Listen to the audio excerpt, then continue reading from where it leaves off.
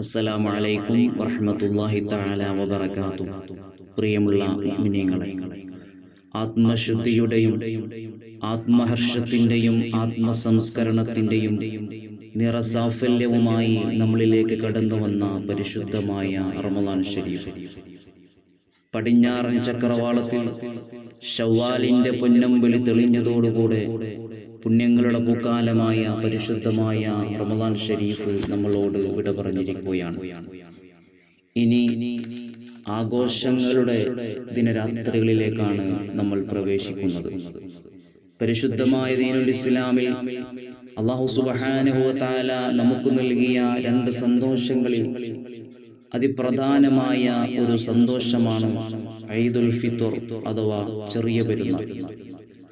ഒരു മാസക്കാലം അന്നപാനീയങ്ങൾ ഉപേക്ഷിച്ചപ്പോൾ ഈ പരിശുദ്ധമായ സുദിനത്തിൽ സന്തോഷിക്കുവാനും ആഹ്ലാദിക്കുവാനും റബ്ബ് നമ്മോട് കൽപ്പിക്കുകയാണ്.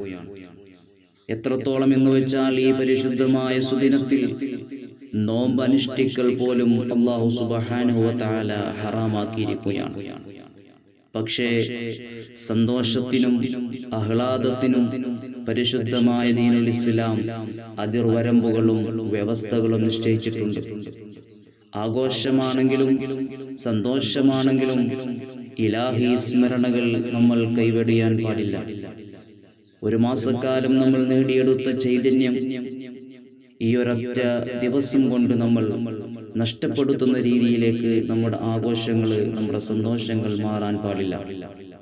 ഒരു മാസക്കാലം ആരാധനകൾ കൊണ്ടും ദൈവസ്മരണകൾ കൊണ്ടും ധന്യമാക്കി വളരെയധികം ഹൃദയശുദ്ധി വരുത്തിയ നമ്മൾ പരിശുദ്ധമായ പെരുന്നാൾ സുദിനത്തിൽ നമ്മൾ ചെയ്യുന്ന ദുർപ്രവർത്തനങ്ങൾ കൊണ്ട് നമ്മുടെ ആത്മശുദ്ധി നഷ്ടപ്പെടുത്തുന്ന ഒരു രീതിയിലേക്കാണ് നമ്മൾ പോയിക്കൊണ്ടിരിക്കുന്നത്.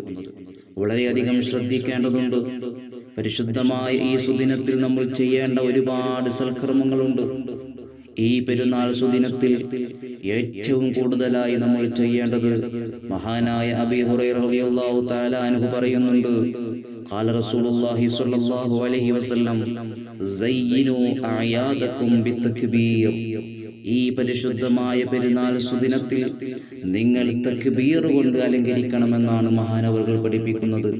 ഈ സുദിനത്തിൽ അള്ളാഹുവിനെ സ്മരിച്ചുകൊണ്ട്, അള്ളാഹുവിനെ വാഴ്ത്തിക്കൊണ്ട്, അള്ളാഹുവിനെ പുകഴ്ത്തിക്കൊണ്ട് ഈ സുദിനത്തെ നിങ്ങൾ അലങ്കരിക്കണമെന്നാണ് മഹാനായ അബൂ ഹുറൈറ റളിയല്ലാഹു തആല അൻഹു അള്ളാഹുവിന്റെ റസൂലിന്റെ ഹദീസിലൂടെ നമുക്ക് പറഞ്ഞു തരുന്നത്. എന്നാൽ ഇന്ന് ഇസ്ലാമികമായ രീതിയിൽ നിന്ന് മാറിക്കൊണ്ട് പലവിധ അനാചാരങ്ങളിലൂടെ നമ്മുടെ ആഘോഷങ്ങൾ കടന്നുപോയിക്കൊണ്ടിരിക്കുകയാണ്. അത്തരം ആഘോഷങ്ങളിൽ നിന്ന് മുസ്ലിം സമുദായം തികച്ചു മാറി നിന്നുകൊണ്ട് ഇസ്ലാം അനുവദിക്കുന്ന രീതിയിലൂടെയുള്ള ആഘോഷങ്ങൾ നടത്തുവാൻ നമ്മൾ തയ്യാറാകണം. അള്ളാഹു അതിന് തൗഫീഖ് നൽകി അനുഗ്രഹിക്കുമാറാകട്ടെ.